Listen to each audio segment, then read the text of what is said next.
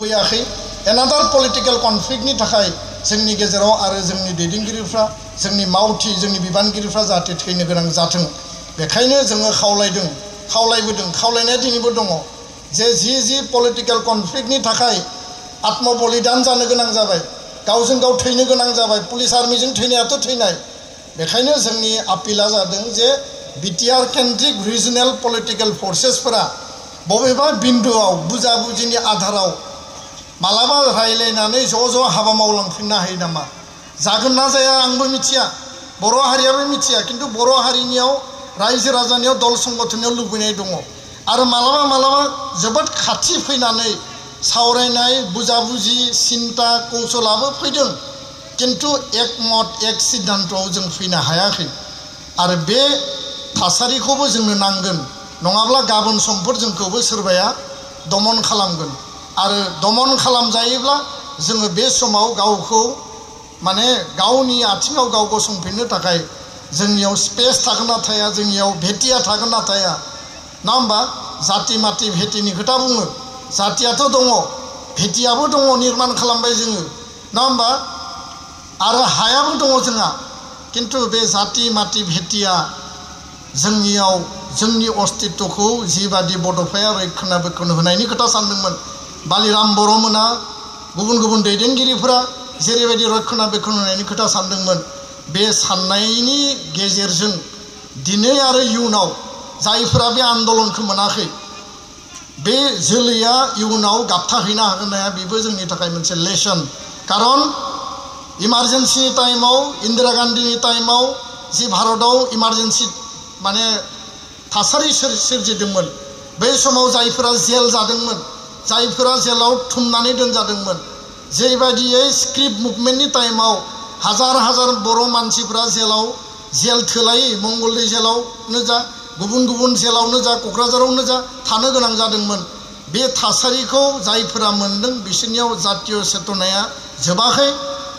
आरो इमारजेन्सिनि टाइमाव जायफोरा जेलआव थांनो गोनां जादोंमोन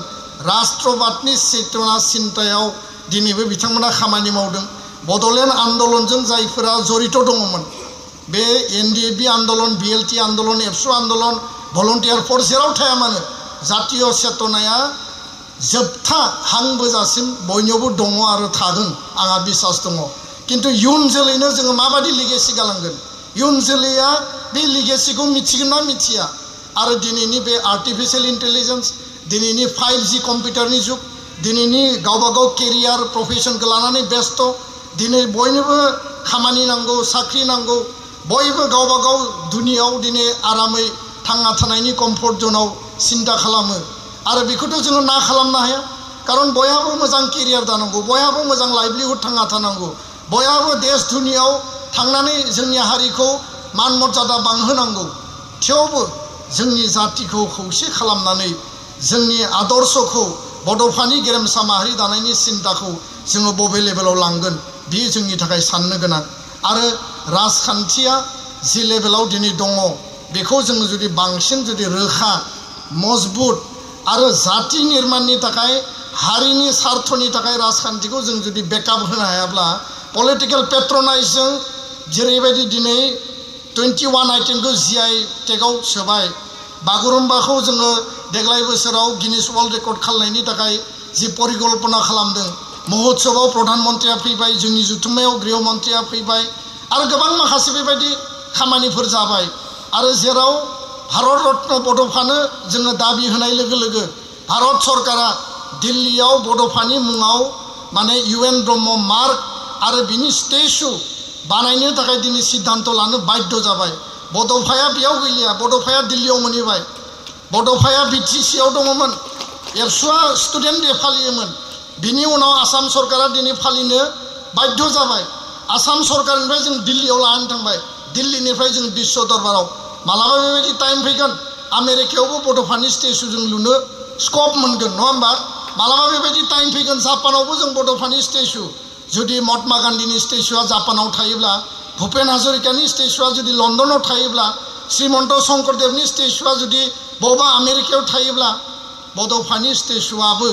जेरैबायदि लाचित बरफुकननि 400 बोसोर जन्म जयन्ती लाचित बरफुकननि हाइस्ट माने मूर्ति माने शिवसागराव माने सरदार वल्लभ भाई पटेलनि हाइस्ट माने पिलार अफ मामोन बे माबा मोनसे पिलार बानायदों देरसिन माने गुजरातआव आहमेदाबादाव बड'फाखौबो जों बै लेभेलाव लांनांगोन दा बेखायनो जोंनि हाबा मावनाया राइट ट्रेकआव दङ किन्तु गासैखौबो सरजाबनानै हारियाव फिन खेबसेबाव जोङो जातीय चेतनाखौ लानानै हाबा मावनांगोन आरो मोननाय मोनिया देशा दुनिया जेसेबांसिम थागोन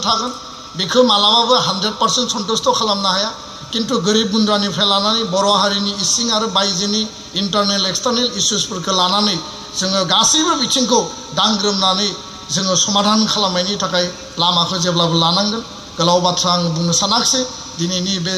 हाबाफारियाव जिखिनि बाहागो लाबाय आरो जिखिनि खोथा सावरायबाय जोङो थेलेबलेबैनो माखासे खोथाखौ सावरायदों मोजां खामानि मावनो थाखाय मोजोमसेयानो जथेस्थ बेखौ प्रसार खालामनांगोन फोसावनांगोन आरो जोङो बयनिबो लेभेलसिम जों लांनांगोन आरो बेजोंनो हारिया दिनै गोख्रों महराव थांनानै दङ आरो बे साफा पिलारजों जोङो जेब्लाबो हारिखौ सुंथानानै दोननांगोन गोजोन्थों थेंक इउ खुलुमबाय आरो मेलखौबो फोजोबबाय